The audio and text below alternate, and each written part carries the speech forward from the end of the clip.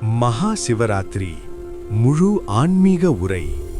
சிவராத்திரி என்னும் ஆன்மீக இரவு. மகா சிவராத்திரி என்பது சாதாரண திருவிழா அல்ல. இது மனிதனின் அகந்தையை கரைக்கும், ஆன்மாவை விழிப்பூட்டும், இருளிலிருந்து ஒளிக்குத் தள்ளும் பரம புனித இரவு. இந்த இரவு முழுவதும் விழித்திருப்பது வெளிப்புற ஜாகரம் மட்டுமல்ல, அது உள்ளார்ந்த விழிப்புணர்வின் ஆரம்பம். சமுத்திர மந்தனம், நீலகண்டன் அவதாரம்.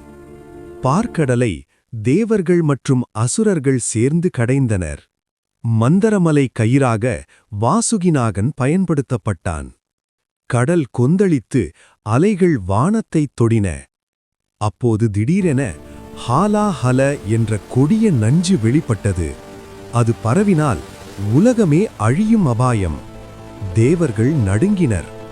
அனைவரும் சிவவை நாடினர். சிவபெருமான் கருணையுடன் அந்த நஞ்சை எடுத்து குடித்தார். பார்வதி தேவி அவர் கழுத்தை பிடித்து நஞ்சு கீழே செல்லாமல் தடுத்தார். அவரது கழுத்து நீலமாக மாறியது. அதனால் அவர் நீலகண்டன் என போற்றப்பட்டார். உலகம் காப்பாற்றப்பட்டது. லிங்கோத்பவம், அக்னிஸ்தம்ப ரகசியம். ஒருநாள் பிரம்மா மற்றும் விஷ்ணு யார் பெரியவர் என்று வாதித்தனர். அந்த நேரத்தில் திடீரென ஒரு முடிவில்லாத அக்னிஸ்தம்பம் தோன்றியது.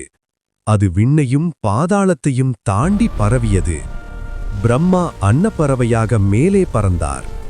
விஷ்ணு வராக அவதாரமாக கீழே தோன்றினார். ஆனால் ஆரம்பமும் முடிவும் எவருக்கும் கிடைக்கவில்லை. அப்போது அந்த அக்னிஸ்தம்பத்திலிருந்து சிவபெருமான் வெளிப்பட்டார்.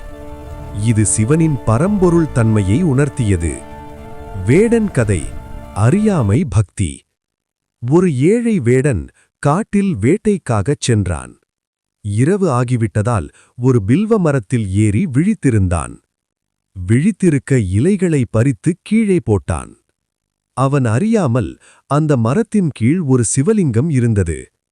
அவன் பசியால் விரதமிருந்தான். இரவு முழுவதும் தூங்காமலிருந்தான்.